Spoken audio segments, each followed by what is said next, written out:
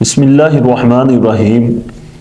جتنی عزت عورت کو اسلام نے دی کسی اور مذہب نے نہیں دی۔ اسلام نے ہر مقام پر عورت جس مقام پر بھی ہو اس کو عزت عطا فرمائی کہ اگر بہن ہو تو یہی حکم ہے کہ عزت کے ساتھ پیش آؤ، ماں ہو تو یہاں تک فرما دیا کہ ماں کے قدموں کے نیچے جنت ہے، اور اگر بیوی ہو تو اس کے بارے میں بھی بہت احکام فرمائے۔ اسلام کے اور بھی احکام بہت ہیں کہ عورتوں کے ساتھ عزت کے ساتھ پیش آیا جائے، عورت جو بھی ہو عورت کی عزت کی جائے۔ اتنی عزت کسی اور مذہب میں نہیں ہے۔ آج کل لوگوں کو تکلیف ہوتی ہے کہ یار ہم آزادی لے لیں، عورت کی آزادی ہو جائے۔ اسلام عورت کو جتنی آزادی دیتا ہے اتنا کوئی مذہب ہی نہیں دیتا۔ کافروں کے ملکوں میں جو عورت کی عزت ہے اور جو مسلمانوں کے ملک میں عزت ہے وہ سب جانتے ہیں۔ اگر گاڑی پر عورت سوار ہو تو مرد اپنی سیٹ چھوڑ کر عورت کو بٹھا دیتا ہے، لیکن کفار کے ملکوں میں ایسا نہیں ہے کہ کفار کے ملکوں میں آج بھی اتنی عزت عورت کی نہیں کرتے جتنی عزت ہمارا ان پڑھ طبقہ بھی ہو تو وہ کرتے ہیں۔ اسی طرح ایک واقعہ ہے، تاریخ کی کتابوں میں مذکور ہے کہ حضرت عمر فاروق رضی اللہ تعالیٰ عنہ کا زمانہ تھا، تو مصر کے جو کفار تھے ان کے اندر ایک وہم تھا، ان کا جو دریائے فرات تھا وہ رک جاتا تھا سال میں ایک مرتبہ۔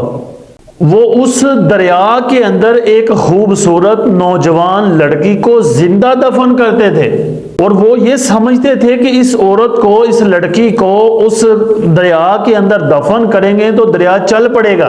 وہ سال سے یہی وہم اور یہی عقیدہ پکا کر بیٹھے ہوئے تھے۔ جب حضرت عمر فاروق رضی اللہ تعالیٰ عنہ نے وہاں اسلامی نظام قائم کیا تو وہاں جب دریائے فرات رکا تو انہوں نے یہی کرنا چاہا، ایک خوبصورت لڑکی کو زندہ اس دریا کے اندر دفن کریں۔ جب حضرت عمر بن عاص جو وہاں کے گورنر تھے ان کے پاس وہاں کے مسلمان یہ پیغام لے کر گئے کہ جناب معاملہ تو ایسا ہے، حضرت عمر بن عاص نے فرمایا ایسا نہیں ہو سکتا، کسی انسان پہ ظلم نہیں ہو سکتا، بالخصوص کسی عورت پر زیادتی اور ظلم نہیں ہو سکتا، کہ اسلام سے پہلے جو کافر تھے، مشرکین مکہ تھے، وہ لڑکیوں کو زندہ دفن کرتے تھے۔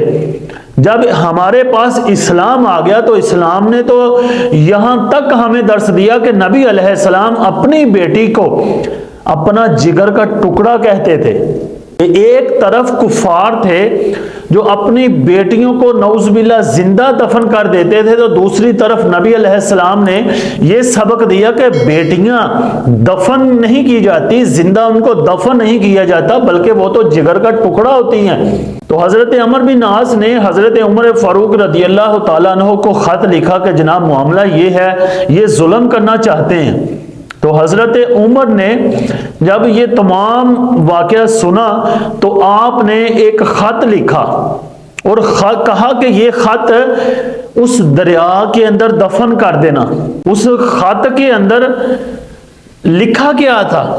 آپ نے لکھا تھا کہ اے دریائے فرات، اگر اپنی مرضی سے چلتا ہے تو نہ چل، ہمیں تمہاری ضرورت ہی نہیں، ہمیں تیری ضرورت ہی نہیں، تیرے پانی کی ہمیں ضرورت ہی نہیں۔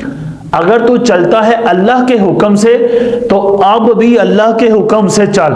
تو مؤرخین لکھتے ہیں کہ مسلمانوں نے اس خط کو دریا کے اندر دفن کیا ہی تھا تو دریا کا پانی آنا شروع ہو گیا۔ یعنی مسلمان کسی پر زیادتی نہیں کرتے۔ پہلے جو کفار تھے اور آج بھی جو ہندو یا اور جو مذہب ہیں ان کے اندر یہ وہم بہت زیادہ ہیں، وہ عورتوں کی، انسانوں کی قربانیاں دیتے ہیں۔ اسلام کے اندر ایسا نہیں ہے، لہٰذا ہمیں چاہیے کہ اسلام کو پڑھیں اور اسلام پر عمل کریں تاکہ ہماری دنیا اور آخرت اچھی ہو جائے۔ اللہ تعالی ہمیں عمل کی توفیق عطا فرمائے۔